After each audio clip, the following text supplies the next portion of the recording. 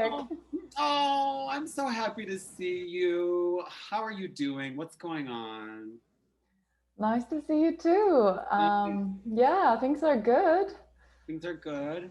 Well, you always make me feel so good too. All of our massive audience that's here just to see you. Yeah, thanks for bringing such an awesome crowd. Just for Really you, I know they've been like all day. We can't wait to see Lilian. You are one of my favorite people on the planet, absolutely hands down. I just love you so much. So this is gonna. I'm excited about this conversation because it's gonna have a little bit more of a personal spin. So everybody that's watching, Lilian is not only an incredible human being, activist, sustainability champion, and just incredible person to be around. But she's also, in her professional life, does sustainability strategy for Futerra, which is really, really, really cool. So you have an incredible amount of knowledge and perspective, which I can't wait to extract this Thank you so conversation. much. Lillian, okay, sis to sis, sister to sister over here. What the heck? What do you think about Black Friday? I'm curious. Well, first of all, thank you very much for the kind intro. Those are very nice words, and a big fan too of you, Patrick. Thank you. Yeah, I mean, I guess, as we go into holiday season, everybody kind of gets, I mean, I feel this sort of like passive stress around what gifts am I going to get for, family and friends. And that's really something that has been constructed, as a cultural norm that we buy things that we don't necessarily need or people necessarily want. Um, and I think that, gifting absolutely can be a token of gratitude or, love. But yeah, it has gone a little bit out of control and it doesn't feel, I guess, as genuine as it could be. I think because of the whole um, kind of hype around buying and the sales. And obviously, we have Black Friday in the US, but where I'm from, in Sweden, I don't actually, I probably should know this, but I don't buy a ton of stuff. I don't know if we have Black Friday per se, but I do know that we have, Christmas Day, which and 25th and 26th, which are the huge days where people go and just buy a lot of things. Okay. Um, and honestly, again, I think we've come to a point where it is more of a construct where us as consumers, I almost feel like I'm getting lured into this trap of buying things that I don't need. Yeah. I know it can be a good opportunity for someone to pick up things Yeah. if you really need them and, at a discount. I mean, who doesn't love a good bargain? Um, but, but we don't often, these days, we see something, we click at it online, we don't even have to go to the store. It just is so instant, the transaction, and there's not a ton of thought behind it. And I can see myself falling into those traps. So I guess what I'm trying to say is, you know, unfortunately, these holidays and these Black Fridays that are following have led to a lot of unnecessary consumption, Yeah. um, which, is not very cool for the planet or Yes, for sure. necessarily, The, the people. the pandemonium that ensues is absolutely insane. I mean, here in the United States, I I can't remember exactly, but I know recalling stories of people getting violence ensuing at in front Yeah, of Walmart, or people like fighting. Or I mean, it's kind of a little bit crazy what can happen when people think that they're missing out on a bargain, and that's really unfortunate that violence comes from a sale. But yeah, I will say that I felt that before, like in my younger days when I used to like to dress up and go out a lot. Like when I would get the notifications for that the sample sale was happening, hmm, like boy, you better believe I was the first one at 4 in the morning standing outside that YSL sample sale on Fifth Avenue. You know what I mean? Get myself that Tom Ford jacket and those pumps. I was like, I'm gonna be that person. So I understand what that absolutely. feel. I understand what that No, feels. I hear you. I think I saw you there. Um, Exactly. I was there. um, thank God we're not the same shoe size. Yeah, then I wouldn't be your friend. But where do we? But back to seriously. But where do we draw the line? I wonder about um, how do we get people, because there's so much, and you work on this side too because of the strategy that you do with big brands in Futerra. And strategy is an important part of every single brand. So Mm. part of a brand strategy obviously is how are they going to go from not being profitable to profitable. So just to give a little bit of history, for the viewers, everybody watching, Black Friday started out as a way from, it used to be operating your business in the red meant you were losing money. And then Mm. Black Friday came and that was going to the black, meaning you were making a profit. Now, as Lily and I are talking about that whole thing has changed. Mm-hmm. Businesses still need to make money. People still need to make money. We still need to operate. And especially in this COVID crisis, it's just it's thrown a whole new thing that we need to think about. So if you could, like, from your sustainability strategist professional mindset, and then also your personal mindset too, give us some of your thoughts on how do companies operate consciously, and Mm-hmm. how do humans, I'm trying not to say the word consumers anymore, how do humans Mm-hmm. operate in this crazy paradigm shift that we're having Yeah. consciously? Yeah, I mean, that's sort of the billion-dollar question, but there are absolutely ways of doing it in a ethical and more conscious way. Like, you can still be a profitable business, and you don't have to fall into this Black Friday craze. Um, and um, I guess, like, first of all, I would say that the brands that are doing really well, I mean, consumers want to buy from brands that are aligning with their values, and we know that they want, brands that care about the environment, care about the people in the supply chain, etc. Like, that's already old news. But then I think, and then we sort of had this wave of, okay, well, let's get on the bandwagon with a lot of big companies trying to change and changing.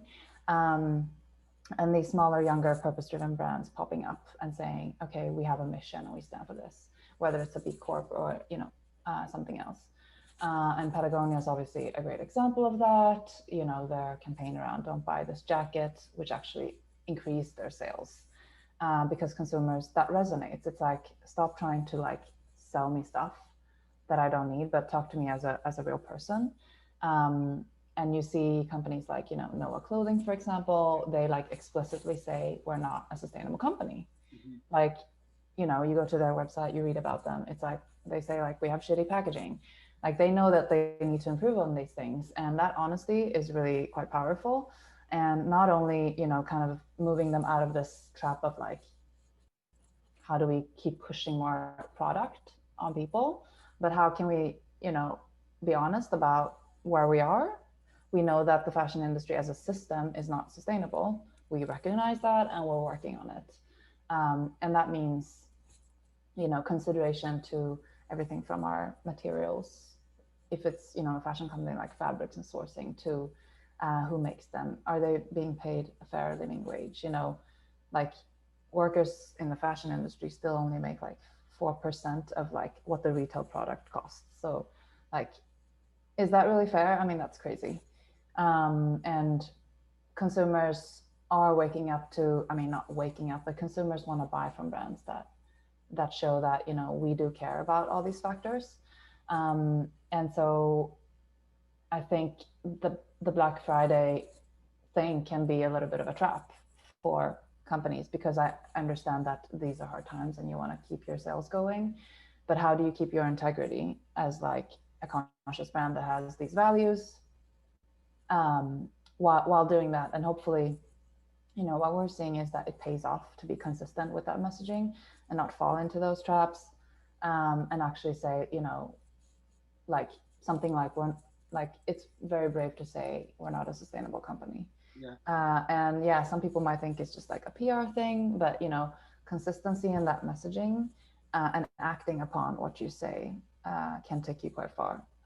And those are some of the things that we work with brands on to do. That's so powerful, Lilian. I think that that's a very good point to make. And hopefully, if you're a big brand watching or a little brand watching, that's good. That's okay. That's I guess admitting that you have a problem is the first step. Mm-hmm. Absolutely. It's the problem of the sort of shopping addiction that Yeah. so many of us have. Yeah. So, and like Greenpeace came out with this report, maybe you've seen this like a couple of years ago now. They talk about the binge, the high that you get from the purchase. Yeah. So if I buy something today, after half a day, that excitement, that high that I'm getting is actually gonna disappear. And that leaves you like empty and bored basically. And so you just are constantly looking for those highs, as a person who buys stuff. And the more you buy, the more you want. Yeah. Triggering that dopamine release is crazy. And I was talking about that with Carrie Summers. Actually, we were citing that it's not just about the buying and selling. It's not just about the marketing. It's actually about the psychological response that we are that comes as a result to playing into and buying into Black Friday. As an interesting example, not just about Black Friday, but as an interesting example of how we are kind of guided into things without even really knowing it. Absolutely. I use my mom Sharon as an example. I love Sharon. Well, Sharon, hey Sharon. So Sharon is a light Instagram user and she's a light Facebook user. She's definitely not as active as I am. Mm-hmm. But Sharon likes to follow up with the content, and we like to have our like little morning chats and that kind of stuff. And Sharon was telling me the other day that she got off Instagram, and I was like, "Well, why did you get off Instagram, Mom?" And she said, "Well, I watched this movie called The Social Dilemma, and my eyes really opened up to what's actually really happening." And I was like, "Well, what's really happening, Mom?" That I went back to my last 6 months of purchases, and I realized that everything that I purchased was because it came up and popped up in the Instagram feed, and it was a call to action that made me feel like I needed to buy it then. And I was like, "Whoa, yeah, Sharon is a groundbreaker." I mean, I love that film, by the way. Yeah. Like, highly recommend that film or documentary, I guess.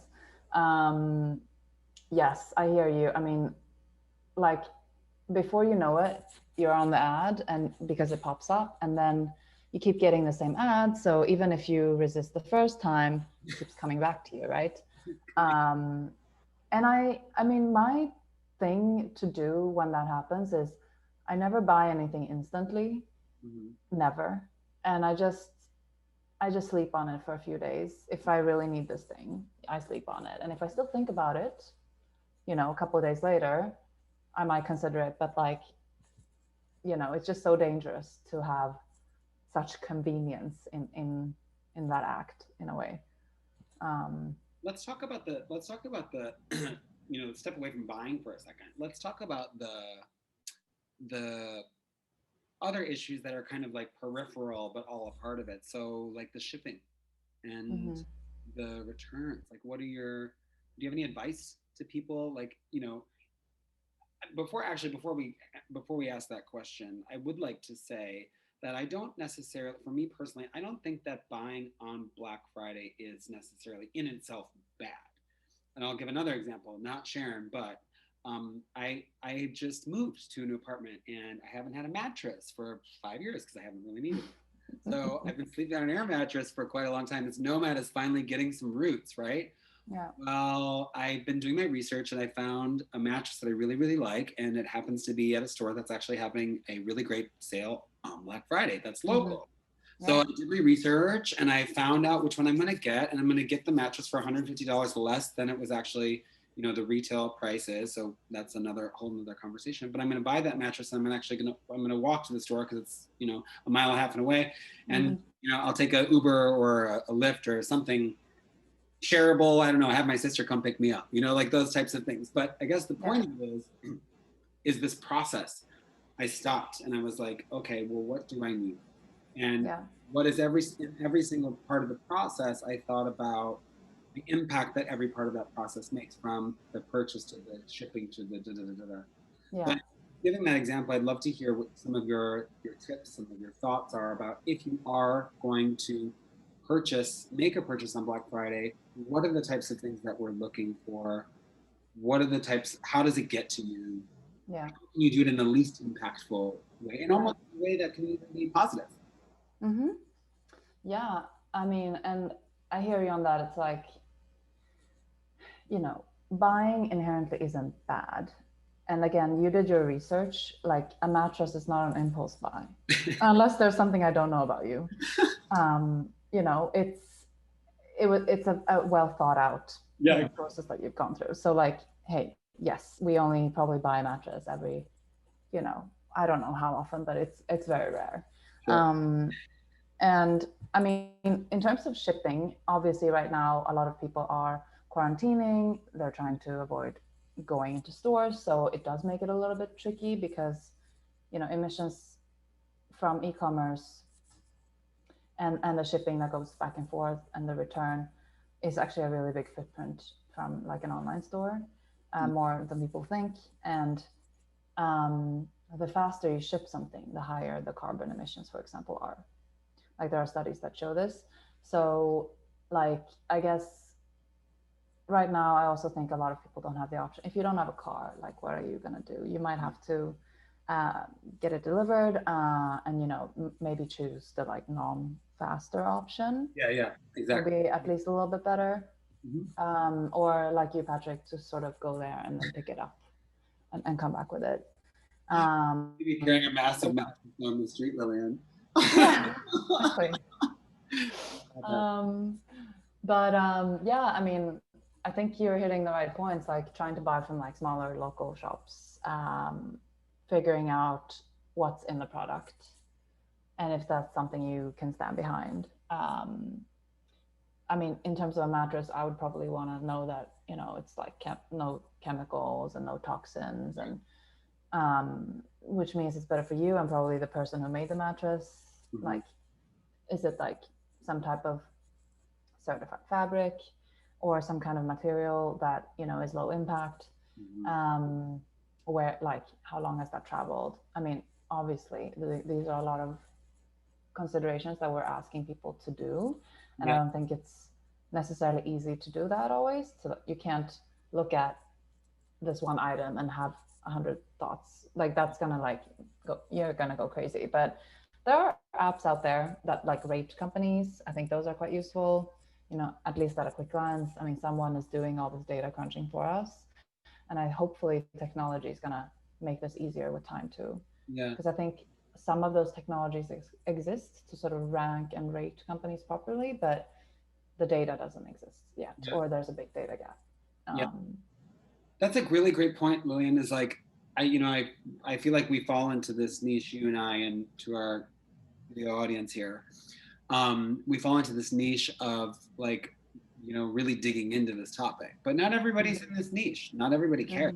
Not everybody's. People think, oh well, what am I going to do? I'm just one person, and that's actually something that we need to talk about as well. And how do you get around that? And I guess it brings me to the question for you: is like, should we be expecting people to do all this research? Should we be expecting people to do all the questioning? And should we have a process if they don't? I mean, Yeah. Yeah. I mean, I'm hesitant to say that the consumer needs to fix the problem because I think that it is a systemic problem. yeah, And, companies are not necessarily evil, but there are certain things that drive consumers or people to behave a certain way and buy certain things, mm-hmm. including, algorithms for sales or whatever ads. And so I would say that if you have the capacity and are interested, obviously do the research. Fantastic. I mean, if everyone can do it, it would be fantastic. Not everyone's going to have the time. So in that case, relying on maybe websites or apps that can do that for you is great.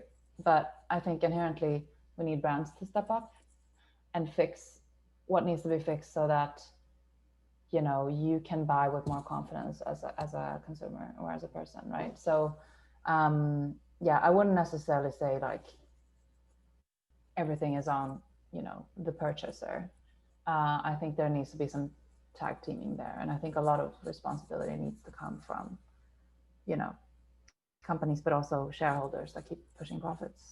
um, Yeah. so yeah, tough question. And Are you seeing that? Are you seeing that now? Like compared to, so to give everybody context, you did before you were sustainability strategist at Futerra, you were working very with the UN Global Compact. So your job was to work with these big companies and set them on a pathway for these Mm-hmm. goals. Flashcards handy. By the way, thank you, Regenerate Fashion, for sending me my flashcards. I love them. Everybody get them. That's a great gift for Black Friday. Noted. Yeah. So, 5 years ago, 6 years ago, when we first met, Mm. how has the conversation shifted? Are they starting to go that direction? I think in some areas, yes. I think, for example, on climate, you know, climate neutrality and like science-based targets is becoming the new standard, if you will. Mm-hmm. And that's because a lot of countries have set net zero targets by 2030 or 2040, 2050. And so I think in some areas, a lot has changed really from the last, 5 to 10 years. But then on the other hand, I think that we still have issues like on the social side, like human rights, labor issues, where we haven't seen too much improvement or as much improvement. Living wages are only 2% of like fashion workers' reality. So yeah, there's definitely not as much, I guess, awareness or a push on the social side in a way. And I think that it comes from, both the policy and the regulation side. Like if your government is going to go net zero, you're going to want to follow that. Like you have to, because you're going to operate in a completely different context. And I guess UK was the most recent to go for it, right? Obviously China by 2040. So yeah, I will say that a lot has changed, and even on the kind of the UN level, like with the UN Climate Change Convention, UNFCCC, they are running an initiative to really drive systemic change, and they have like most of the brands in the fashion industry say, we're gonna align with climate science in terms of setting our targets straight. So in that sense, you see those, I guess, like big global players like the UN step in and really, really move the needle. And then you have all these brands and companies that it helps for them, because otherwise it becomes very hard to know what to do, and you don't necessarily have the resources to make such a transformational shift. So it's very helpful to have those partnerships and to have those groups lead that, and also put the and have expectations and say you need to do this. Yeah. So I think all of those different forces. I mean, of course, consumers are very aware that climate is a big problem, or many of a lot of the public. So a lot of forces that are really pushing companies, and we're seeing it from every single industry. I mean, there's so much movement, and there's a lot of ambition, and I think people really realize that they need to get with it and get on the train. Get with that program. Get with that. I say I'm with you. I'm with that program. I know you are. Program. So Lilian, okay, so if you had, this is gonna be a tough question, so get ready for it. If you had $1 million that you couldn't spend on yourself for Black Friday sales. Wow. Okay. What would you do? I've never asked. Actually, I've never asked this question. Mm. What would you do with $1 million? And I can't spend it on myself, right? Because I obviously would do that. Lilian Liu. I mean, spend it on Black Friday, but what are you going to spend your $1 million on Black Friday? What are you going to do with it? Yeah. I probably, I mean, if we're talking like change and sustainability, I would probably invest those dollars in either like climate change technology or renewable energy. We have now the technologies to go renewable. It's just that it's not happening fast enough on the grid. And so I would probably inject a little bit of money to help that happening. Obviously, going renewable can really help with the climate crisis, and it's a pretty tangible, direct way of doing so. Um, so that's probably where I would put my money. Yeah. From like a quick, snappy answer. A quick one. Okay, so a more relatable spend. What would you do with $50? Okay, wow, we're changing fast here. This is much more, actually, $20 is much more my speed. What would you do with $20 on Black Friday? And it can't be for you. Okay. I would probably, treat my best friend for lunch. Oh, I wish we were in the same city. I'd love to with you. Yeah, sorry, I would lunch you, Patrick. I'm kidding. Okay, creative question. What are you going to do on Black Friday if you don't have any money? I would still treat my best friend for lunch. Oh. No, I mean, yeah, I probably do something outdoors. I'm probably gonna spend the next, few days just outdoors, soaking up the last of the fall, and sunbathing a little bit if the weather allows. Yeah, good. Yeah. Well, I guess the point of that is that there's so many incredible other options that we can participate in, like Yeah. investing in renewable energy or taking your best friend to lunch, like me. Or going for a bike ride by the water. Yeah, exactly, exactly. So reprogramming how we think about things. Well, Lilian, I know you've taken some time out of your busy schedule for me today, and I just want to say thank you. It's always so much fun and such a joy talking to you. It's such a pleasure, Patrick. You make me laugh, but you also make me and the rest of everybody else think a lot. So, which is what's really important right now. So, thank you so much. Enjoy the rest of your day in New York City, and we will see you very, very soon. Okay. Likewise. Take care. Thank you so much. Happy Thanksgiving. Bye. Bye.